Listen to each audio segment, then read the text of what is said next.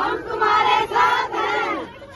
जिंदाबाद जिंदाबाद हम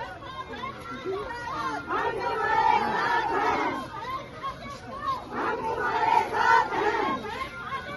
हम तुम्हारे साथ हैं। हम तुम्हारे साथ हैं। हम तुम्हारे साथ हैं। जिंदाबाद जिंदाबाद जिंदाबाद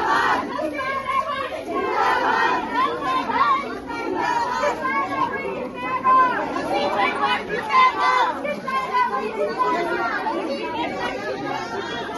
फोटो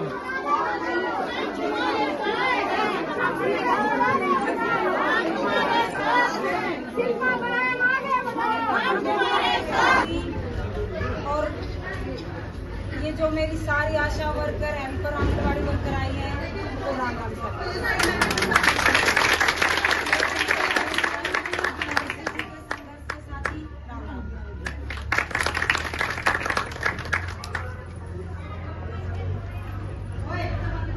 आज मैं यहाँ के बीच में चुनाव का आशीर्वाद लेने आई हूँ। अपना चुनाव है 5 तारीख का और उस चुनाव के लिए आपके बेटे, आपके पोते, आपके भाई जस्सी जी के लिए आपके बीच में उनका आशीर्वाद लेने आई हूँ चुनाव का।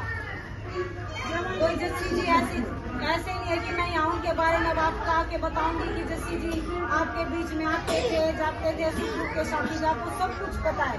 जस्सी जी एक खुली किताब है, एक खुली किताब है जिसमें सबके ने अपनी अपनी शायरी से लिखा है। एक संदेश दिया तो भी आपके बीच में मिले हैं। एक विचारों की किताब जो मिलते गए, जुड़ते गए, आगे बढ़ते गए, आशीर्वाद आपका साथ सहयोग समर्थन मिलता गया। जब जो ये 13 साल का संघर्ष से हम जुड़े हुए हैं, जो एक निस्वार्थ भाव से हम एक दूसरे से जुड़े हुए हैं, वो कोई चुनावी माहौल से नहीं जुड़े हुए हैं कि कोई चुनाव है, चाहे वो उस टाइम पे जस्सी जी ने रैलियां करी हो, चाहे कुछ हो, चुनाव अब आया है। ये नारनौंद परिवार अब उस चुनाव को संभालेगा। अगर जस्सी जी को एक ऐसे ही वोट की और स्वार्थ की राजनीति करनी होती तो और नेता ये जो बड़े अंडे 2 महीने या 1 महीने पहले आपके बीच में आते हैं। जस्सी जी 6 महीने पहले आपके बीच में आ जाते। आप ही ये कह देते ना भाई ये छोड़ा 1 साल पहले का हुआ है, कह देते ना।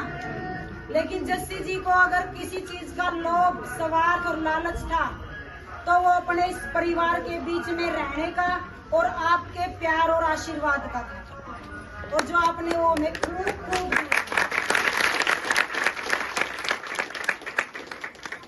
मैं आज आपको मेरी सारी आशा वर्कर, यहाँ की आंगनबाड़ी वर्कर और हेल्पर बैठी हैं, आप इनको सबको एक ही विश्वास दिलाने आई हूँ। आज तक विधानसभा में आपकी आवाज किसी ने नहीं उठाई है किसी ने। आपकी जो भी मांग होगी, जब भी जस्सी जी पहली बार विधानसभा में पहुंचेंगे, वो आवाज आपकी बन के जस्सी जी पहुंचे।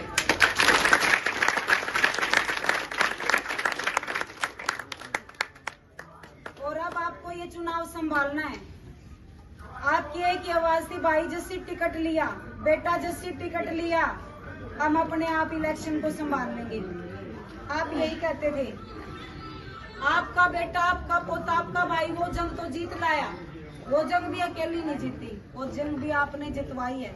वो तो एक चेहरा खड़ा था वहाँ पार्टी के सामने, लेकिन जो यहाँ का सर्वे बोल रहा है कि सर्वे उठाओ जिताओ, और टिकाऊ कौन है वहाँ पे, धरातल पे मेहनत किसने की है, तो ये आपकी आवाज वहाँ दिल्ली जाके बोली है। जब वो टिकट आप लेके आए और जितनी मुश्किल से ये टिकट मिली है सबने पता है।